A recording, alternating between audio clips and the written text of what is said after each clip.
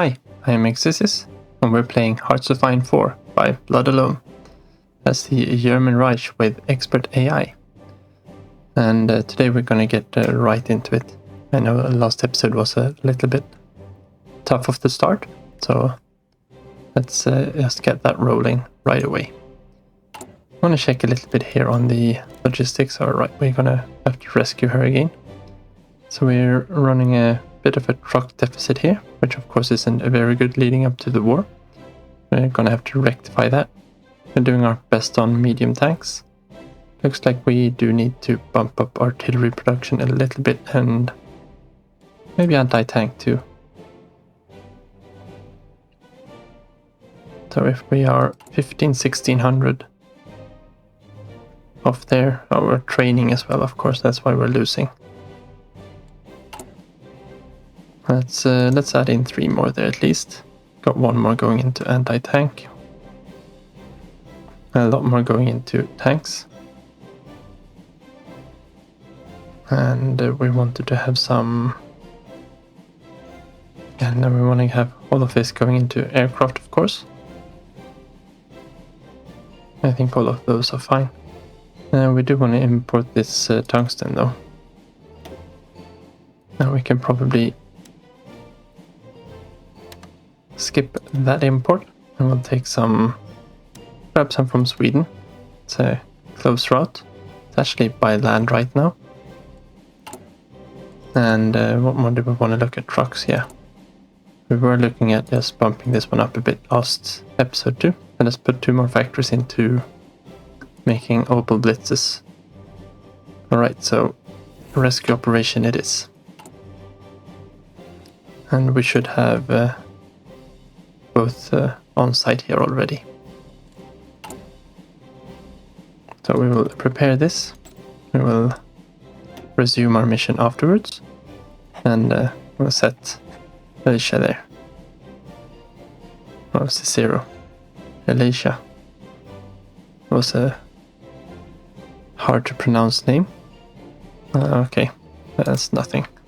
We just automatically commence this one. Would be nice to have a 3rd operative. Could do that by becoming spy master. Don't think that's what we want to use our political power on right now. Okay, so let's just check our intel here for where we are at. So we can see where they are in the navy at least. No new capital ships. They've got the same 3 battle cruisers and 12 battleships. And my scroll wheel did not want to take that. They have been building carriers though. No, they've just finished the Ark Royale. And they've got a fair amount of destroyers. Been building some new ones. They are the early variants, which to be fair is probably correctly done by the UK. And a few new light cruisers. Actually a few new submarines too. Don't think we can see very much in the air here, but we can see what kind of fighters they have. The Hurricanes are going to be their basic fighters, like the 109. And they're probably going to have 4 light machine guns. I recall the AI's template, but we'll see. We might be able to capture one. Yeah, doesn't look like there's anything too weird there. We got a lot of divisions in the field though. Alright. Xinjiang joined the commentary. I think we actually could put Romania into our faction here as well, for a little bit. Alright, so we finished the medium tank chassis, which of course is something we've been waiting for. This is the Panzer IV. And we actually get quite a good template. This is still ahead of time. It would be nice to start getting things like this out. And it's a bit early to go for the heavy tanks. That would be for the Tigers, of course. It would be nice to start getting these. The medium cannons, of course, would be good to have. We are already researching that, and this is a little bit too early to start off too. Actually, that might be a good one to push out a little bit ahead of time. That means we could use and get a research boost for doing the army innovations too, for the mechanized. And we could use that for, and you only get one of them, of course. We could be using that one for actually pop in the motorized designer there too. Now that might be a fun thing to do. Alright, so it's decided. We're going for the motorized equipment. And we unlock the improved medium tank chassis. Let's just decommission that one. And this unlocks the Panzer IV for us. And as you can see right now, it's actually cheaper than the Panzer III. And this is just the baseline one. We've got a speed of 8.3. A little bit due to Heinschel there, of course. It's got the close support gun, which is very close to what it actually had realistically. And this one has the medium 3-man turret. You can actually fit 3 people up in the turrets in quite good conditions. One of the best designed turrets in the war, probably.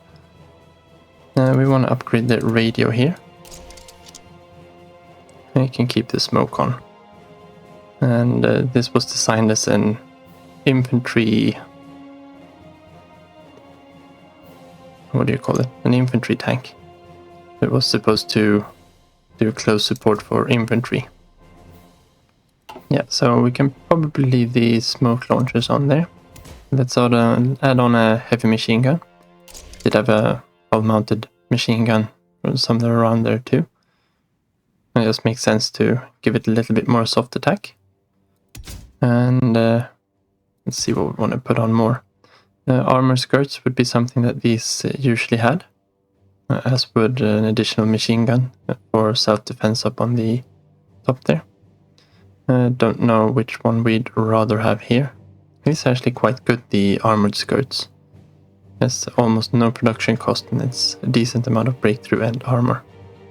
And this of course is base breakthrough, so it's modified by the plus breakthrough on the radio. It would be the same thing with the defense, of course, from the machine gun. It actually gets a decent one, but we get a decent amount of armor out of that too, so that's nice. If we just check the Panzer IIIs here, we can see that we've got an armor of 74 on them. We probably want to have the new tanks be a little bit more heavily armored. These, of course, are not going to have the same amount of piercing because we are still going with the close support gun. We don't have any medium armaments yet, so we'll swap them over to the medium gun as soon as we unlock that one. So let's leave on the armor skirts for now. I think I think they were at 74, right? Yeah, 74.2. We want to bump up the armor there a bit. 76. That's not a lot of an upgrade, is it? We do have loads of reliability here too.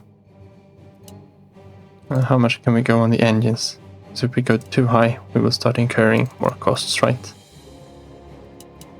No, before you used to add up more chromium, that might be the next step up there. Alright, so if we bump that one up to full, we do want to have this at a high reliability, because we don't want to lose these tanks in the Soviet bogs, of course. Let's bump the engine down a little bit. I think... Can we get away with one more? No. 12.8.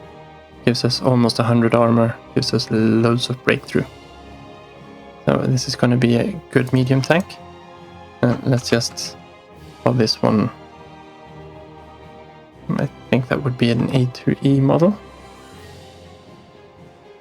And then once we put on the new guns, we can use the F model to kind of represent that. I got the boogie suspension, welded armor, and gasoline engine. The Germans liked having gasoline engines in their tanks. They are easy to use and reliable and easy to maintain, that kind of thing. But they do catch fire, or petroleum has a lot easier time of catching fire, which is why the Soviets switched over to diesel engines, which weren't very good in the winter, of course. But we'll save this Panzer IV. And these are a lot more expensive. Let's put these into production. Let's put them up here right under the... let's start off production here over the Panzer IIIs. We'll keep these in production. We do have quite a lot of them, and we'll want to use this production efficiency to convert them into different gun configurations later on. We can probably do it this way instead. So we'll keep... no, we want to... let's do it that way, I think. Doesn't really matter. We're gonna be building all of them anyway. Light tanks, doesn't really matter that we've got a deficit. Okay, yeah, we need to do that and that to get rid of that. That's a weird bug. Okay, so those will go into the new destroyers down here. We probably need to update that destroyer design as well. I think we've got some new equipment we can put on them. That would be dual purpose guns, I believe. And I think having the dual purpose main batteries on these are worth it. Gives them a lot more anti-air. A little bit worse piercing, but it doesn't really matter because they're going to be mostly in charge of shooting other destroyers. Yeah, don't think it's worth to put a fire control on these. That's a lot of production cost for a 15% increase to anti-air. It doesn't put enough on these to make a difference. I don't think we've got any better ones for depth charges. And this, of course, is going to be the 1939 class. And this is kind of a made-up class. I don't think they ever actually got to the 39s or 40s. But we'll take it anyway. Let's just bump those in there. Put on... let's build a few more of these just so we've got them in the slipways, right? And then we'll bunch them out that way. And these should go straight into the high sea fleet. They'll get training on site instead. We do really need to increase the submarine production here as well. Especially for these long range boats. July, we want to get those out. Bismarck, and we've actually got 3 chromium. Are we importing that from anywhere? From Sweden. And we kind of need to import it for a little while longer. I think, yeah, because we want to get these by the summer there. I could probably commission... no, let's save the 2 new heavy cruisers for later. We'll use these 3 factories to get more of these things out. Let's put another one in there. We are building new submarines as well, so we don't want to bump those up too much. And we've got a bunch of new things in our construction queue. Let it rip again then. And we are building loads of outdated designs, yes. It's just the way it is. Okay, so we finished the Molotov-Ribbentrop Pact. A treaty of friendship and non-aggression with the USSR might turn the stomach, but will allow their precious oil to keep flowing into Germany. The secret addendum will divide the territories of Romania, Poland, Lithuania, Latvia, Estonia and Finland into German and Soviet spheres of influence. And of course the Soviet Union must approve of the agreement for these bonuses to take effect. Now we're playing on historical, so that's we don't need to guess that much for that. And we are now at the 14th of June 1939. it is time to send an ultimatum to Poland. So let's get started on a Danzig or war. This one usually finishes a few days ahead of time, but that's fine. So we might want to look into actually spending off these. We're still missing a bunch of high command here. And we might want to swap in Opal here just for the extra motorized research speed. With the 15% on, what do we have here? 200 days, that's about 30 days sooner.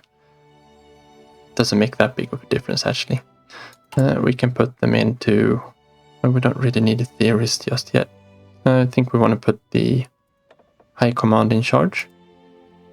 I actually think we're going to go with Raider this time.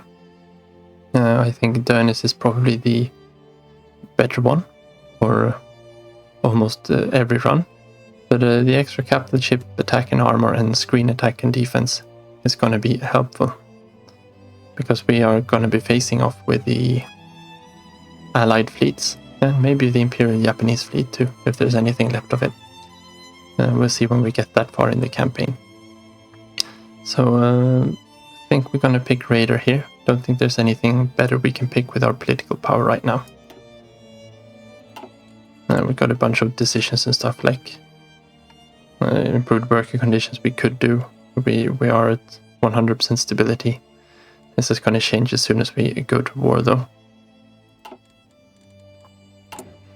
We might want to... Do we want to have anything in here? A professional officer course. Would it be nice to get that extra land doctrine bonus? Could use... But we're not going to have that much use for political power in a little bit. And motorization drive is nice. But it's just the design cost.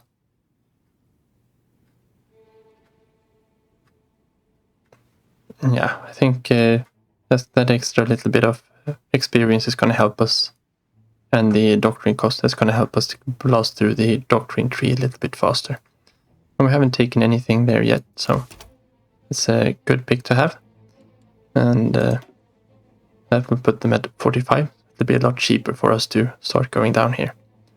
And as infantry, motorized and mechanized plus loads of organization, we'll grab this one right now. As for Navy, don't think we've got any... Do we have any... We've got the trade interdiction one there. But that's... we're not going to have time to do this one anytime soon, I think.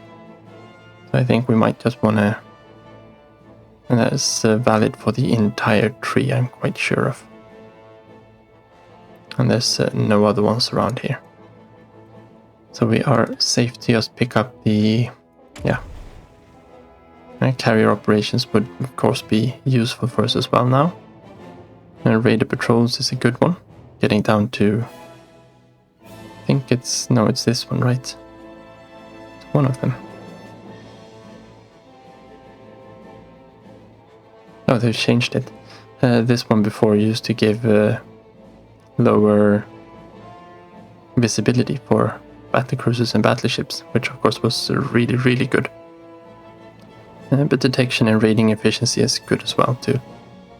We're going to go for the convoy interdiction here, I think, for the submarines though. Those are going to be our main weapon for the early part of the war. So having them just a little bit better is going to be a good start. And this one's a hard one. I don't really want to stick to battlefield support. I much prefer operational integrity to battlefield support. And we can't really make use of this one. We'll have a little bit of a think there. We've got this one here, close air support plus 20% agility. And that's only for aircraft that are actually designed as close air support. And instead it says close air support here. So the Ju-87 and getting, say that they are on a close air support mission, they've got 15 agility. And we're going to get 15% more there. That's not a lot of agility, right? That's +2 or something. So it's not going to help save very many of them. You can do something chic, like put rockets. No, we don't have them unlocked. You can have rocket rails on the first slot and then just fill up fighter weapons on the other slots. And you can kind of cheat the system a little bit for them. But I think operational integrity will probably be better for us. And this is more of the Reich from Bombers 3. And whilst this is close air support, of course.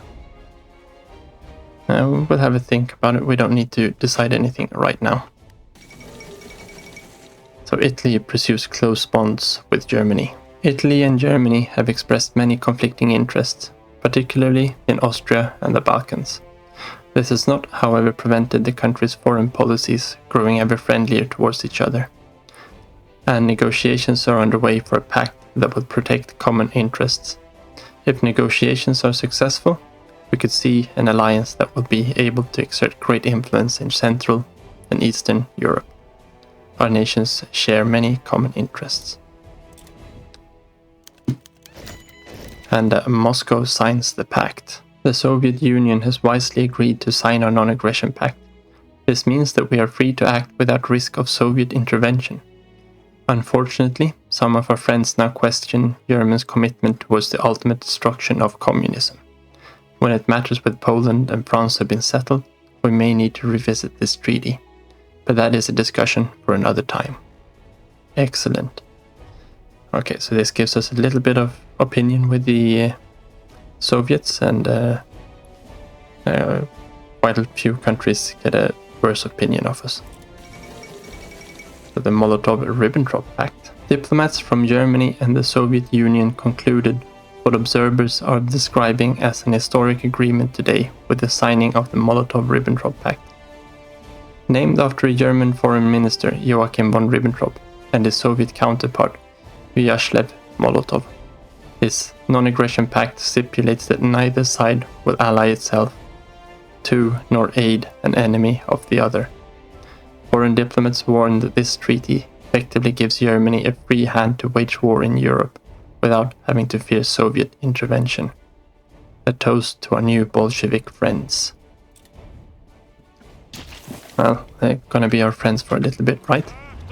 Okay, so it looks like we've got a Panzer division there too. And let's pop them in here under Manteuffel. Looks like we've got a slight need for some training here. We've also need to set up their orders. And I think if we get rid of that, we probably want to set their orders up already. Here should be 24 divisions, yes. Oh, let's put them into a new army. And let's just call this one garrisons for now. And of course we want to be guarding naval bases primarily. No, we need to press the middle mouse button to scroll.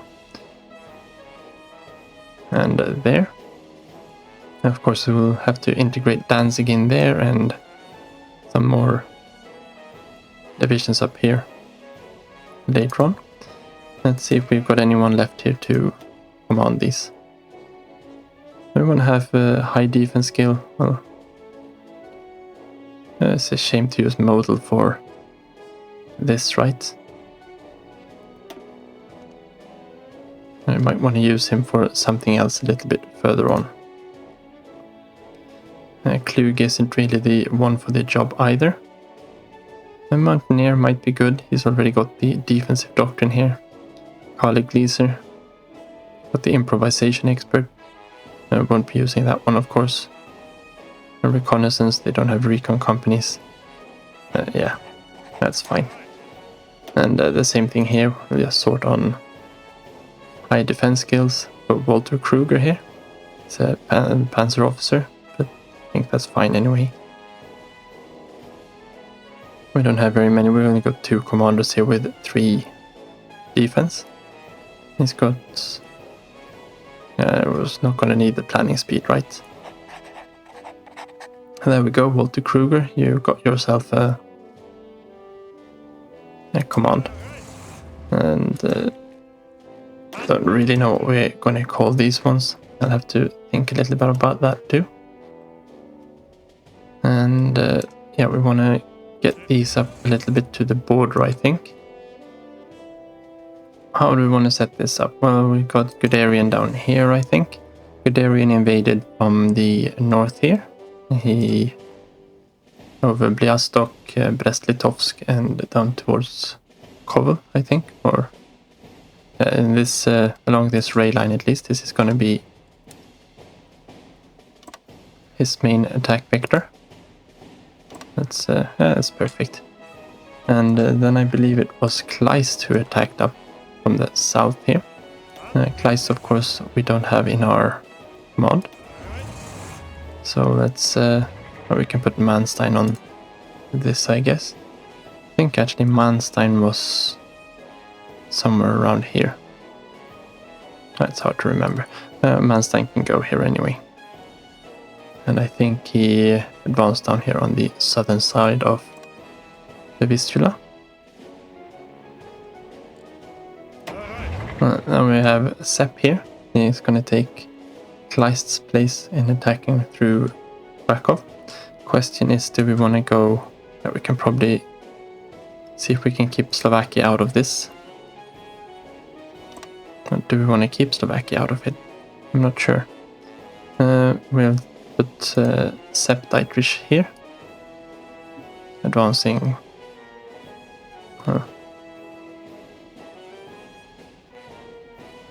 okay, you can do it that way too. Just want to put it somewhere like that.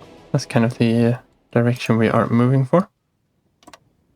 Yeah, that's good. Fall Rot.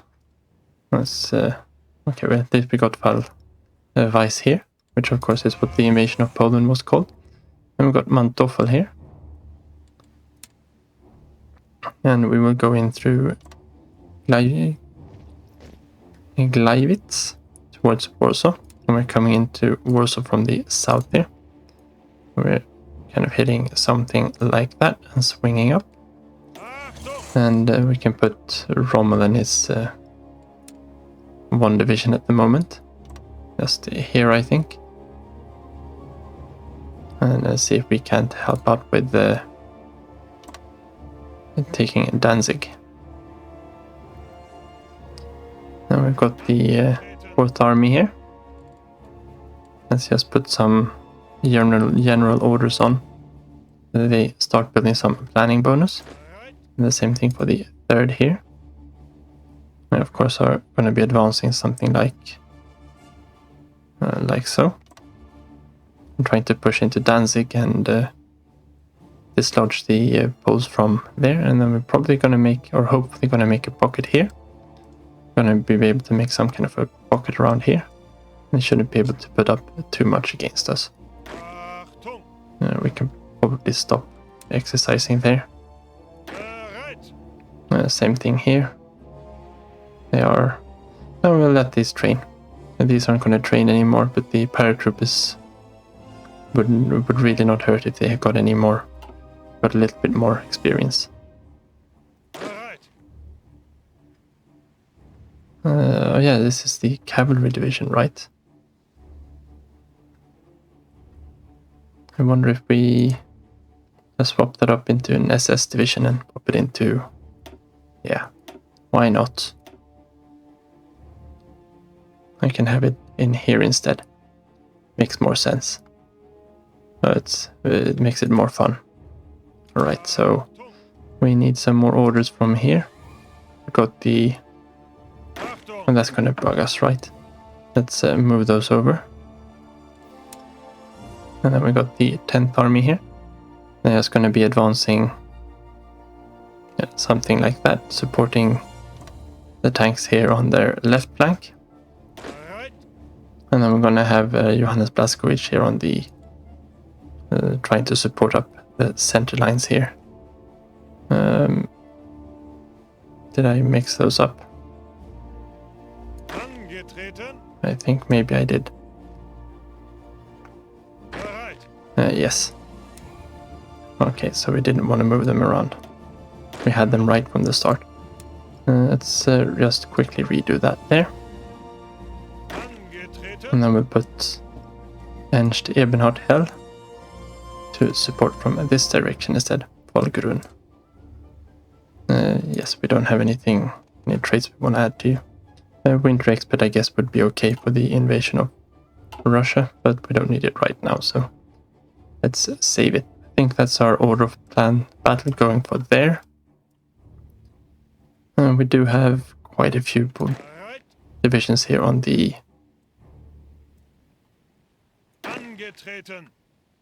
Maybe we don't need quite as many here. I want to bolster up the border around here instead. Where are these other ones? Okay, they're already on the...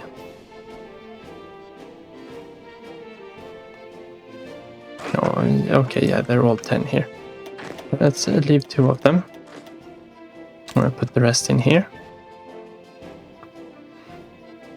We can probably pick off a few more from here. There. That just means we've got a full strength army right here on the...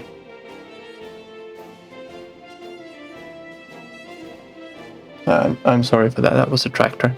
That means we've got a full strength army on the French border. And that should be sufficient. And then we do have the... can just pull those back there. And take one of these on the Belgian border there instead. I probably want to make that one bigger, otherwise we're gonna miss it. There. And at least we got a token force up there. We don't have anything on Denmark's border, but we do have these garrison divisions there close by here. They can be counted as on Denmark's border. We of course aren't going to war with Denmark just yet. I think that's what we're gonna do for the order of battle here at least. Let's get everyone in position. We of course are going to need some air force to support this attack. We can hold on a little bit with that. We can do that in the next episode instead. Yeah, so we've still got a little bit away from starting up the war there. And there's another Panzer division. That's good. This one for Rommel. And yeah, this is really good. We're starting to get some new infantry divisions out. So we'll just evenly split these into our offensive armies here. What was these? And these should be the new divisions. So they've got the artillery there, and these are the old divisions. They don't have the artillery, so that's the big difference there. These have 12 guns, these of course have 48, which is pretty much what the German divisions had in large caliber artillery. I think we've moved all the other armies up there. There's only this southern flank here. How much artillery are we missing? Even more now. Oh yeah, because now we started... this was the first batch that got deployed. The one that we had... No, this one that we had 2 on. So they're now starting to deploy out the second batch. And then we got these, of course, that are soon finished. Missing all their artillery. At least we can get them out quickly if we need them. This tank division... that's going to be Rommel's last tank division. Is going to be late in there. We've soon got the medium tanks. No, we're missing loads in the field. Of course, we put those up to high priority. That's fine. We just look at one of our older ones here. You can see the 1st Panzer Division. We've got the 264 light tanks that are attributed. We've even got some Panzer ones still left in the divisions. We're only right now starting to get Panzer IIIs delivered. And this was pretty much how it was at the start of the war here. The Panzer IIIs had just been starting to get in, and the Panzer IVs were just starting to make their way out to the divisions. We should be able to, I think if we look here, it's going to be 428 days, yeah. We're still going to have a shortage when the war breaks out here, but hopefully we should be able to solve that before we go into France and the lowlands. Trucks, we are missing loads of trucks. Infantry equipment, that's going to solve itself out. That's from new deployments, and that one's also from new deployments, so those aren't going to be... there's still 300 days, they say. 65 days for anti-tank, that's fine. That's right by the start of the war. So our factories are still going into... Okay, they just finished putting into artillery. I think we might want to pop that one up to an additional 2. We should be pumping out more military factories here quite quickly as well. And we will of course be getting a few of them from conquests. That should be a secure front for now too. And that's fine. We have enough political power for a command. That's only Viktor Schultz. We don't really want him in here, so I think we're going to go with Ferdinand Schörner. The infantry division attack and defense is just too good to pass up on. Rommel for the armor division attack and defense, of course. That defense there is a breakthrough as well, if I'm not mistaken. Then it's a little bit of a tie toss here if we want to go with Werner von Fritsch or Jed von Rundstedt. And they're both really, really good. I think this might be helpful for reducing the attrition of our tanks, because we are going with expensive tanks this playthrough. Instead of the just optimal tanks, we are going to try to be building things like Tigers and Panthers. And of course we got the tanks we already have that aren't the cheapest. So reducing losses of those would be good, of course. And I think that's fine there. Can let it run for a few more days here. Okay, so we got the submarine hulls here, which is really good. So we're gonna... What do we wanna... Yes, we wanna pop down here. We wanna start on the landing craft. It's a little bit ahead of time, half a year or so. That means we can use the... For invading Norway, we do get a ahead of time boost that we can use for this one, so we should be able to get this one in time for an eventual invasion of England. So let's start with this one. This one also unlocks the floating harbors, of course. But the preparation time and invasion defense is good to have. So that increases our defense when we are invading. So we get more breakthrough, I believe. So let's grab the landing craft there. And submarines. We're running out a little bit of time here, but I think we can do the submarines here before we do anything. So on the Type 7Cs here, we've got the... might want to just upgrade those, of course. We can start here with the Type 9s. So we're gonna pop on a new engine there. Pop on a radar on these as well. Don't think these are allowed to have the snorkels. I do prefer the snorkels. And of course it doesn't know what we want to call this. And it's going to be the Type 9B. I think we didn't have any spaces there. And we should have new torpedo tubes unlocked as well. So let's use them. And I think we probably want to swap the icon on these out for... don't really know. Just something else. That's we can use the binoculars. That's fine. And save those. And that's going to be the new cruiser submarines. And let's quickly go in on the old ones, these ones. We just want to change those over as well. That'll help with automatic reinforcements of the fleets. This is the hull. We want to use that hull. We could have clicked in this one, of course, and gotten a free one.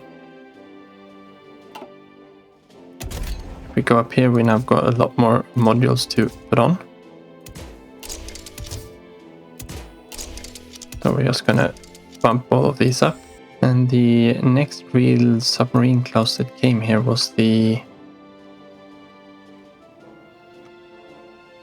Dash 41. C, of course. There was an elongated version of the Type C that was designed in 41. This one is designed in 39, so let's keep the nomenclature there, and it'll be fine, right? And so this is a real beast, got loads of torpedo attack,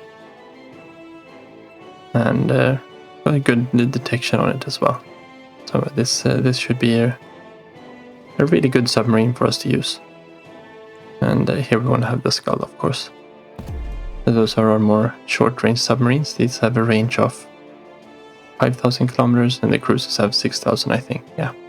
There's at the Type 3s, there's really no point in using the cruiser subs anymore, but they're cool, so these are also more expensive. And maybe that would have been a good thing for keeping the torpedo count down a little bit. Torpedoes seem to have been a little bit more expensive. We could dump the radar there too.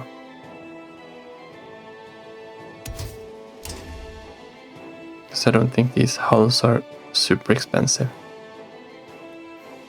It doesn't really say.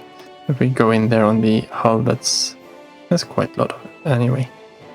No, we'll go with these super expensive submarines. We'll put them into production.